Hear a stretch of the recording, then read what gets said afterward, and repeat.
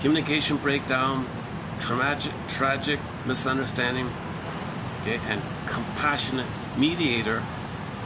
Okay, that's the supernatural force, or the friend that comes in, or usually it's the friend that comes in and clarifies things.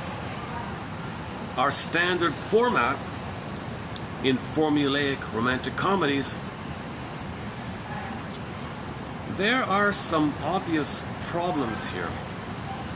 First of all, although it's common, he's saying, I don't like it. First of all, it rarely makes sense that at the moment of greatest intimacy and communication, there should be a complete communication breakdown. Like, why don't couples clarify their misunderstandings? Like, that doesn't seem realistic that they would have jump to these big misunderstandings. Number two, it doesn't make sense that at the moment in which both characters really love and trust each other, would suddenly have a huge distrust in each other and believe there's no love between them. But the biggest problem with the formula described is this whole compassionate mediator point. The resolution of the intimacy crisis,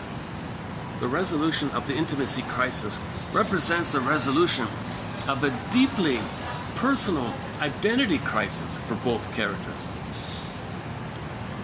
This resolution is the completion of the hero's ultimate goal, and it should ideally be self-resolved.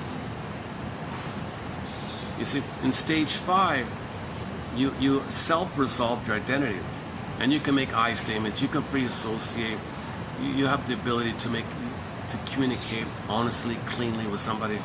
So you already have that I to come from. But if he's saying in stage 6 you don't have that I, and some third force comes in, mediator comes in, there's a little conflict here, he thinks.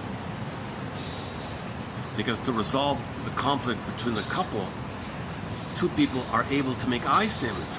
She can make an I statement, he can make an I statement. She can speak honestly, authentically, intimacy. He can speak honestly, authentically, intimacy, innermost. Because they both have an eye to eye, mutuality. So they can get there.